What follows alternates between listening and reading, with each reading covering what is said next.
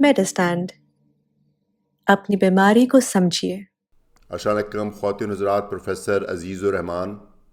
میڈسٹین اپنی بیماری کو سمجھی کی جانب سے۔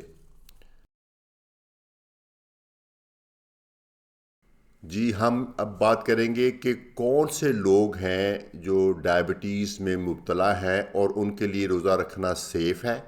اور کون سے لوگ ہیں جن کے لیے تھوڑا سا کم سیف ہے یا جن میں کوئی تھوڑا سا رسک ہے۔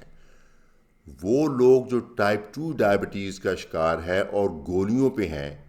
اور جن کی شوگر 120 خالی معدہ 120 یا اس سے زیادہ آتی ہے،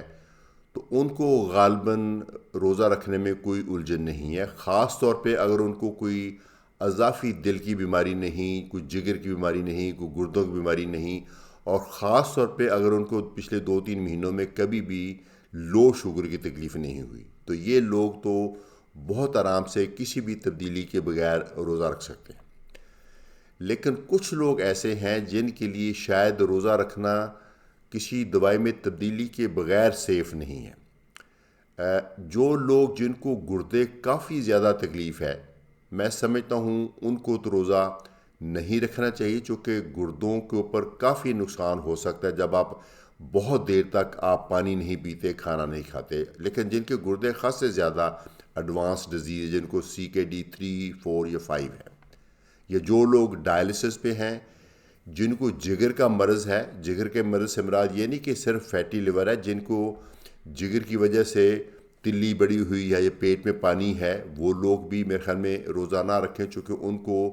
شوگر کے لو ہونے کا رسک بہت زیادہ ہے۔ وہ لوگ جن کو شوگر کے ساتھ ہارٹ فیلر ہے، خالی ہارٹ کی تکلیف نہیں لیکن ہارٹ فیلر ہے، جس کا مطلب یہ ہے کہ آپ کو سانس چڑھتا دل کی بیماری کی وجہ سے، آپ کا دل بڑا ہوا ہے،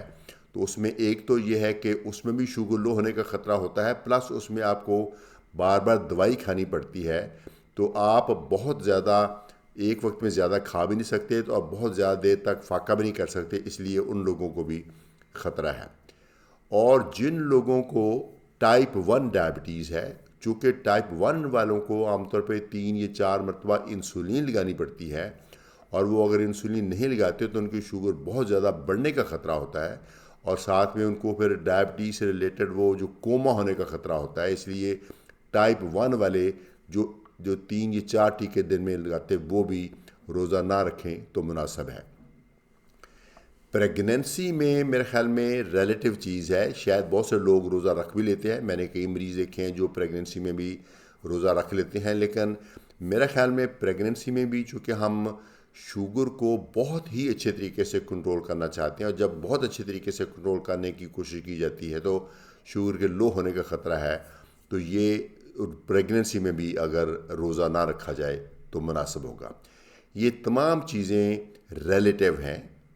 ان میں سے کوئی چیز بھی ایبسولوٹ نہیں، ریلیٹیو ہے، مریض تو مریض ڈپینڈ کرتا ہے، اور کتنے آپ موٹیویٹڈ ہیں، کتنے آپ کین ہیں وہ، اور کتنا آپ رسک لینے کے لیے ریڈی ہیں۔ ہم لوگ صرف آپ کو رسک بتا سکتے ہیں، ہم لوگ اس پوزیشن میں نہیں کہ آپ کو کیٹاگوریکلی بتائیں کہ آپ روزہ نہ رکھیں، چونکہ وہ آپ کے اور آپ کے اللہ کے بیچ میں ہے۔ آپ روزہ رکھنا چاہتے ہیں، ہم آپ کو اس کا رسک ایکسپلین کریں گے اور اس کو رسک کو کم کرنے کی کوشش کریں گے، لیکن اس کے باوجود اگر آپ ان کیفیت میں روزہ رکھنا چاہیں تو وہ آپ کا چوائس ہے، لیکن میں نے وہ کنڈیشنز آئیڈینٹیفائی کی ہیں جن میں روزہ رکھنے سے تھوڑا سا نقصان ہو سکتا ہے۔ لیکن جو لوگ جن کی شوگر کنٹرول ہے، ٹائپ 2 ڈائبٹیز ہیں، کوئی بڑی کمپلیکیشن نہیں ہے، اور ریسنٹلی ان کو ہائپوگلائسیمیا نہیں ہوا، اور ان کے شوگر جو 120 اس کے اراؤنڈ آتی ہے خالی معدہ، وہ میرے خیال میں کسی بھی الجھن کے بغیر روزہ رکھ سکتے ہیں۔ تو اس کا مطلب ہے کہ میجورٹی لوگ روزہ رکھ سکتے ہیں۔